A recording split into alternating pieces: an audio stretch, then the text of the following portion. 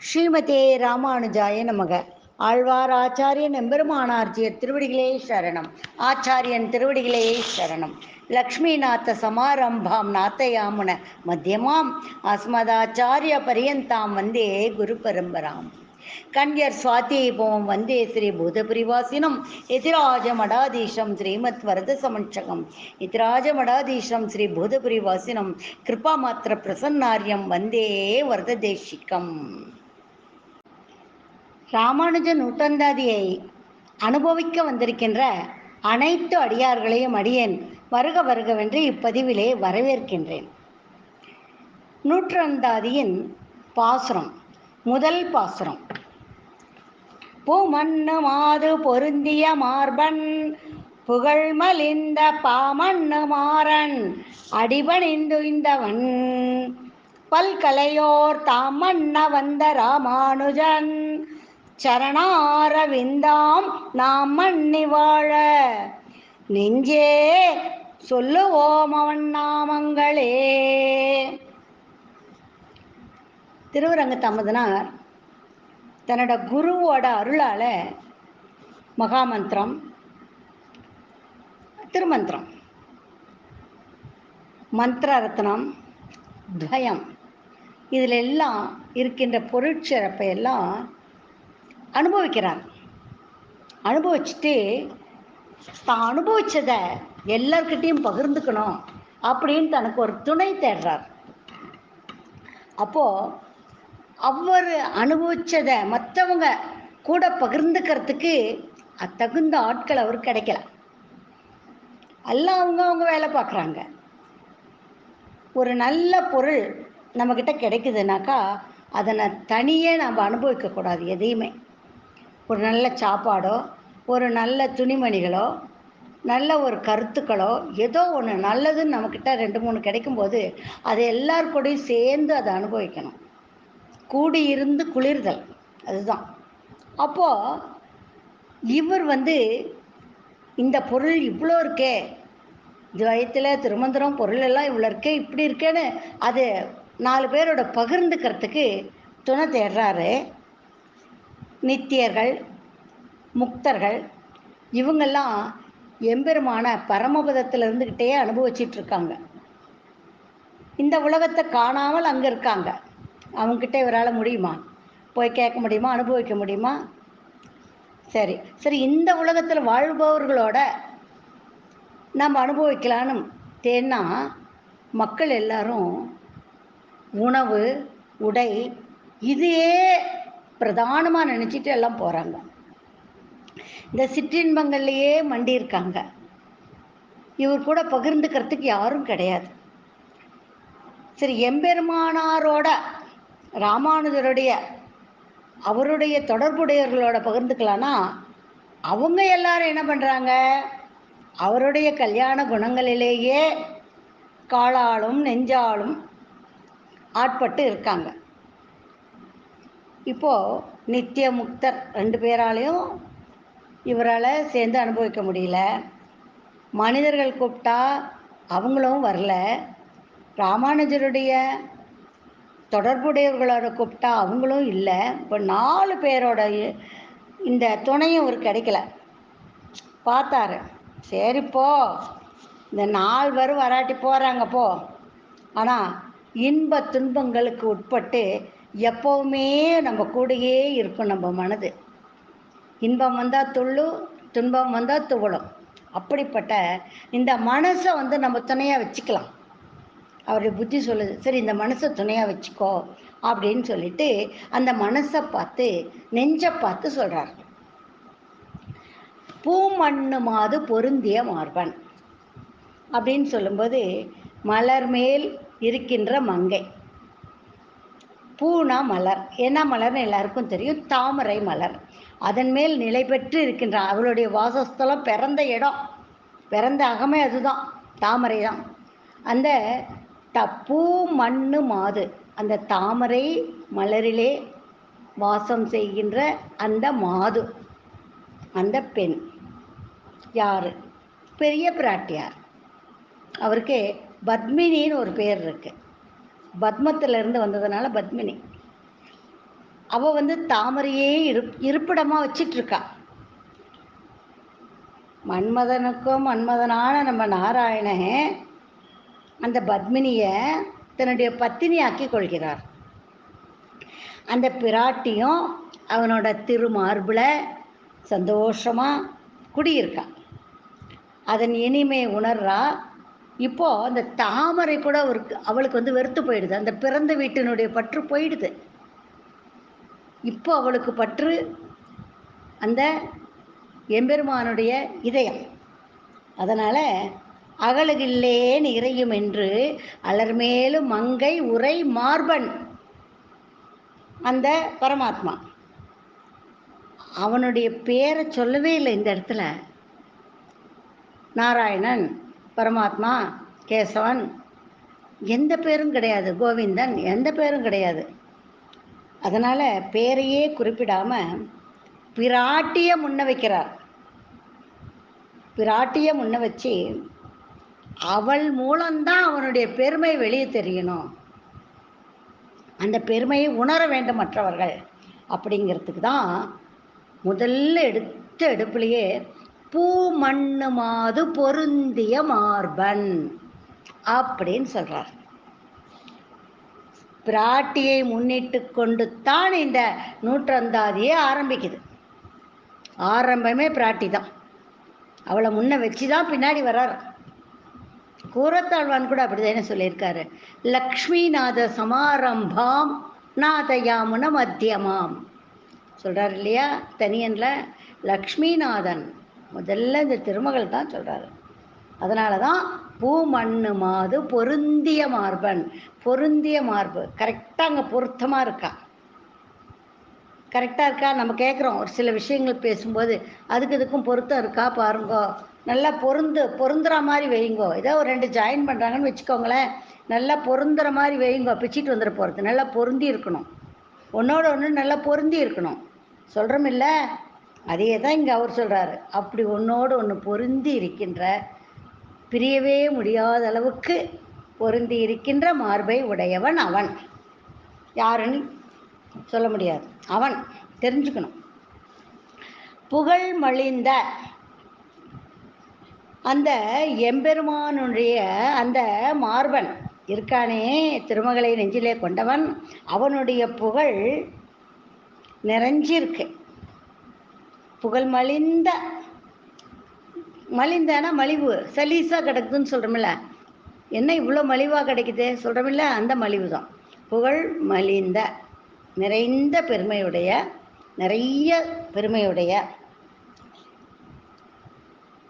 அந்த புகழ் என்னென்ன, உயர்வர உயர்நலம் உடைமை, அயர்வரும் அதிபதி, திட விசும்பு எரி வழி நீர் நிலம் இவை மிசை படற்பொருள் முழுவதுமாய் அவைதொரும் உடல் மிசை உயிரென கரந்தெங்கும் பரந்துளன் சுடர்மிகு சுருதியுள் உளன் ஒன்றும் தேவும் உலகும் உயிரும் மற்றும் யாதுமிலா அன்று நான்முகன் தன்னோடு தேவர் உலகோடு உயிர் படைத்தவன் உலகமுண்ட பெருவாயன் 7 மரம் எய்தவன் 2 மரத்தின் நடுவிலே சென்றவன் முனியே நான்முகனே முக்கண்ணப்பா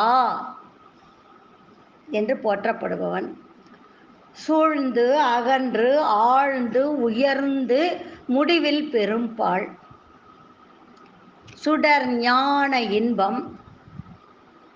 இப்படி அவனுடைய புகழ் ஆரம்பத்திலிருந்து முதல் இடை கடை, முதல்ல உயரில் ஆரம்பித்து முடிக்கிறதும் உயர்ந்தே. திருவாய்மொழி முதல்ல ஆரம்பிக்கிற வார்த்தை சொல் உயர் வர, முடிக்கின்ற சொல் 1182 பாசுரங்கள், 1102 பாசுரங்களும் முடிக்கக்கூடிய கடைசி வார்த்தை சொல் உயர்ந்தே. இப்படி 3 இடத்துலையும் எம்பெருமானுடைய கல்யாண குணங்கள் ரொம்ப பேசப்படுது. அதனால தான் எம்பெருமானை வந்து புகழ் மழிந்த அப்படின்னு சொல்கிறார். பாய் என்றால் பாடல்கள், எல்லாருமே விரும்பக்கூடிய அந்த இத்தனை பெருமையுடைய புகழையுடைய பாடல்கள். மண்ணுன்னா நிலை பெற்று இருக்கின்ற, நிலை பெற்றதுங்க மண்ணுன்னு சொல்லுவாங்க. மாறன் அப்படிங்கிறது, மாறன் யாரு? புகழ்மலிந்த பாமண்ணு மாறன் அடிபணிந்து விந்தவன். மாறன்னா யாரு? ஷடகோப்பன். அரங்கர் வன்புகழ் மேல் ஆன்ற தமிழ் மறைகள் ஆயிரமும் ஈன்ற முதல் தாய் ஷடகோப்பனுக்கு ஏற்பட்ட முதல் திருநாமம் மாறன். மாறுபட்ட நிலையிலே உள்ளவன், அதனால அவனுக்கு மாறன்னு பேர் வச்சாங்க. வேதத்துல குறை சொல்லிட்டே இருக்காங்க பாரு, அவங்களையெல்லாம் மாற்றியவன். வேதத்துல குறை சொல்லிக்கிட்டே இருக்கவங்கள மாற்றியவன். அப்படி கிடையாதுன்னு சொல்லி அவங்கள மாற்றினான். அதனால அவன் மாறன். அறியாமைக்கு மாறாக இருப்பவன், ஆப்போசிட். அறியாமைக்கு ஆப்போசிட், மாறாக இருப்பவன் மாறன். குடும்ப ஈடுபாட்டு, இந்த சிற்றின்பங்கள், இதுக்கு மாறாக இருப்பவன் மாறன். என்னைக்குமே எம்பெருமானையே சிந்தித்துக்கிட்டே அந்த மரத்துக்கடியிலேயே இருந்தான் இல்லையா? அந்த சிந்தித்து கொண்டே இருந்தான், எம்பெருமானையே சிந்தித்து கொண்டே இருந்ததால் மாறானவன். உலக இயல்பிலிருந்து மாறானவன். எம்பெருமானுடன் கூடி கிடக்கும் மாற்றத்தை ஏற்படுத்தியதால் மாறானவன். கடுமையான வடசொல், அதை நம்மளால கற்றுக்கிறது கொஞ்சம் கஷ்டம். அதில் இருக்கின்ற ஸ்லோகங்கள் சொல்லுவதும் கஷ்டம். அந்த வடசொல் வேதத்தை அப்படியே இனிமையான தமிழிலே மாற்றியவன், திருவாய்மொழியாக மாற்றியவன். அதனால் அவனுக்கு மாறன். இப்படி எல்லாம் அந்த மாறன்கிறதுக்கு நம்ம நிறைய பொருள் சொல்லலாம். அடினா திருவடிகள், பணிந்துனா விரும்பி விருப்பப்பட்டு, உய்த்தவன், அதனால உய்தி பெற்றவன். பாமண்ணு மாறன் அடிபணிந்து உய்ந்தவன் யாருன்னு பார்க்கலாம். பல்கலையோர் தாம் மன்ன வந்த ராமானுசன் சொல்றாங்க. பல கலைகளிலும் வெற்றி பெற்ற, பல கலைகளையும் கற்று வெற்றி பெற்ற சான்றோர்கள். அந்த சான்றோர்கள் எல்லா கலைகளிலும் பார்த்தாக்கா, நம்முடைய கூரத்தாழ்வான், திருக்குறுகை பிரான் பிள்ளான், எம்பார், முதலியாண்டான், எல்லாரும், யாதவ பிரகாசர், யஜ்ஞமூர்த்தி, எல்லாரும் இவங்கெல்லாம் பல்கலையோர், பல கலைகளிலும் கற்று தேர்ந்தவர்கள். தாம் மன்ன வந்த ராமானுசன், பொருத்தம் அதன் நிலைப்பாடும் விளங்குவதற்காக, அந்த பொருத்தம் அந்த நிலைப்பாடு அது விளங்க பரமபதத்தில் இருந்து எம்பெருமானோடைய ஆணையால் இங்கு வந்திருக்கின்றவன். தாம் மன்ன வந்த ராமானுசன், அங்கேருந்து வந்தவன். எங்கேருந்தே? பரமபதத்திலிருந்தே எம்பெருமானுடைய ஆணையால் இங்கே வந்தவர் ராமானுஷர். ராமனுக்கு தம்பி போல தோன்றியவர். ராமன் எல்லாருக்கும் அவையும் அளித்தது போல இவர் எம்பெருமானார் வீடு பேறு தரக்கூடிய அந்த 8 எழுத்து மந்திரத்தை தானம் பண்ணவர். இப்படிப்பட்டவரின் சரணாரவிந்தம், தாமரை திருவடிகள். அந்த அரவிந்தம்னா தாமரை, சரணாரவிந்தம் திருவடிகள். அந்த திருவடிகளை மண்ணின நிலை பெற்று விரும்பி, அவருடைய திருவடிகளையே நம்ம நிலை பெற்று இதிலேயே நம்ம இருக்கணும், வேறு எந்த சிந்தனையும் வரக்கூடாது. நிலை பெறுமாறு விரும்பி நெஞ்சே, தமக்கு அந்தரங்கமாக இருக்குல்ல உள்ள அந்த மனதை சொல்கிறார், மனதை பார்த்து சொல்கிறாரு. மனதை தொழுது நான் இந்த பேறு பெற்றிருக்கிறேன், சொல்லுவோம் அவன் நாமங்களே. நம்ம 2 பேரும் தான் இப்போ இருக்கோம். நெஞ்சை பார்த்து சொல்கிறார், இவ்வளோ சிறப்புடைய ராமானுஜனுடைய திருநாமங்களை நாம் சொல்லுவோம். மனசே, அந்த நாமங்கள் தான் நம்மளை கொண்டு போய் அவருடைய திருவடிகளிலே சேர்க்கும். நல்ல பொருள் கிடைச்சா அது எல்லாரும் கூட சேர்ந்து சாப்பிட்ணும் அப்படின்னு சொல்கிறதுக்கு ஏற்ப நாம் எல்லாரும் சேர்ந்து சொல்லுவோம். வாங்கோ, மனசுக்கிட்ட மனசெல்லாம் கூப்பிட்றாரு. மனம் மொழி மெய் 3 நாளும் நம்மளால் சொல்ல முடியல அப்படின்னா வாயிலே சொல்லுவோம். மனசில் நினைக்க முடியல, கையால் கைங்கரியம் பண்ண முடியலன்னா கூட இந்த வாயில் மொழி இருக்கு இல்லையா, இந்த நாம சங்கீர்த்தனம் செய்வோம் வாங்க அப்படின்னு சொல்கிறார்.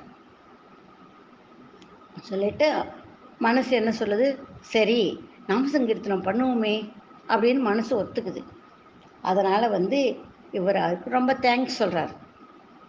அதனோடு சேர்ந்து சொல்கிறாரு, அந்த ஒவ்வொரு பாசுரங்களும் அந்த ராமானுஜா ராமானுஜா ராமானுஜான்னு இந்த மனசும் கூடவே சொல்லிட்டு வர்றது அப்படிங்கிறது அவருடைய நாமத்தை, திருநாமத்தை, ராமானுஜருடைய திருநாமத்தை நாம் இனி சொல்லிக்கொண்டே வருவோம் என்பதுதான் முதல் பாசுரத்தினுடைய பொருள். பூமண்ணு மாது பொருந்திய மார்பன் புகழ்மலிந்த பாமண்ணு மாறன் அடிபணிந்துய்ந்தவன் பல்கலையோர் தாம் மன்ன வந்த ராமானுஜன் சரணாரவிந்தம் நாம் மன்னி வாழ நெஞ்சே சொல்லுவோம் அவன் நாமங்களே. ஸ்ரீமதே ராமானுஜாய நமக. ஆழ்வார் ஆச்சாரியன் எம்பெருமானார் ஜியர் திருவடிகளே சரணம். ஆச்சாரியன் திருவடிகளே சரணம். நாளை அடுத்த கனியிலே 2ஆம் பாசுரத்தை சுவைப்போம். அடியேன் சேலம் ஷியாமலா ராமானுஜதாசி.